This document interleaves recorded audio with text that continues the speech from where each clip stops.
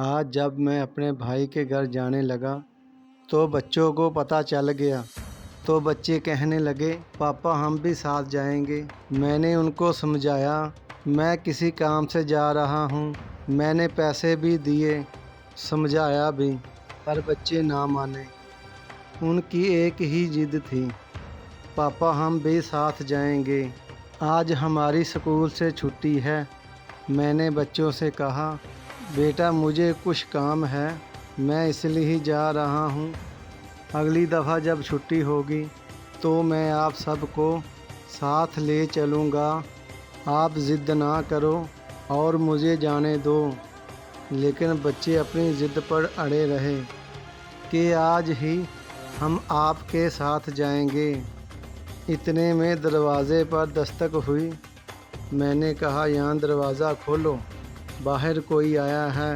ایان نے دروازہ کھولا تو اس کے دوست آئے تھے۔ وہ کہنے لگے کہ ہم ایان کے ساتھ کھیلنے آئے ہیں۔ تو میں نے ایان سے کہا تم اب اپنے دوستوں کے ساتھ کھیلو اور میں جاؤں۔ بیٹا اب آپ نے اپنے دوستوں کے ساتھ کھیلنا ہے سارا دن، اور سارا دن کھیلتے نہیں رہنا، سبق بھی پڑھنا ہے، قرآن کی تلاوت بھی کرنی ہے اور گھر پر ہی رہنا۔ انکل ہم نے صبح بھی تلاوت کی تھی۔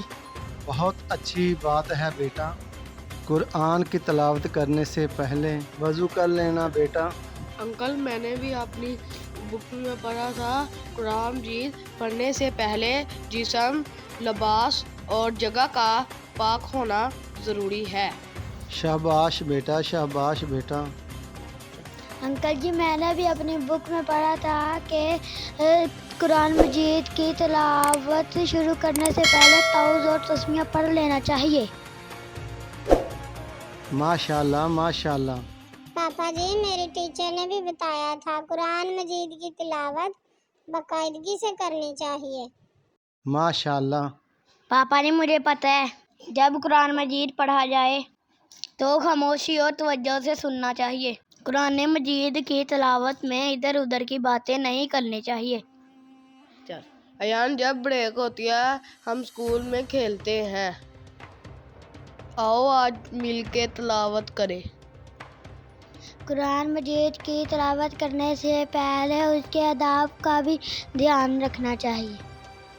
قرآن مجید پڑھا کرو اور اس کی تلاوت کیا کرو اور اس کا ترجمہ پڑھا کرو، اس پر عمل کیا کرو تاکہ اللہ پاک آپ پر راضی ہو۔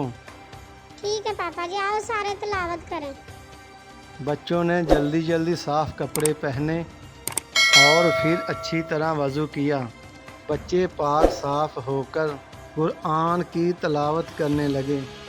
یہ دیکھ کر مجھے بہت خوشی محسوس ہوئی کہ جب میں گھر پہ نہیں ہوتا تو بچے میرا کہنا مانتے ہیں اور میرے بعد کوئی اچھا کام کرتے ہیں، اور پھر میں چلا گیا۔ السلام علیکم میری پیاری مسلمان بہنوں اور بھائیوں۔ قرآن مجید جیسا کہ ساری دنیا جانتی ہے کہ یہ کتاب کسی تعارف کی محتاج نہیں۔ یہ کتاب ہمارے پیارے نبی حضرت محمد صلی اللہ علیہ وسلم پر نازل ہوئی۔ یہ کتاب ساری دنیا کے لیے ہدایت اور رحمت ہے۔ قرآن پاک کی تلاوت ہمارے پیارے نبی حضرت محمد صلی اللہ علیہ وسلم بڑے شوق سے کیا کرتے تھے اور اپنے صحابہ کرام کو بھی اس کی تلاوت کرنے کی تلقین کیا کرتے تھے۔ ارشاد باری تعالیٰ ہے قرآن مجید کو ٹھہر ٹھہر کر پڑھو۔ اسی طرح ہمارے پیارے نبی حضرت محمد صلی اللہ علیہ وآلہ وسلم نے فرمایا کہ جو قرآن مجید کا ایک حرف پڑھے گا اسے ایک نیکی ملے گی، اور یہ ایک نیکی 10 نیکیوں تک بڑھا دی جائے گی۔ خیال رہے کہ الف لام میم یہ ایک حرف نہیں ہے، الف لام میم یہ 3 حرف ہیں۔ اس لیے ہماری پیاری مسلمان بہنوں اور بھائیوں اپنے بچوں کو قرآن کی تلاوت کرنے کی ہدایت کریں اور نیکیاں حاصل کریں۔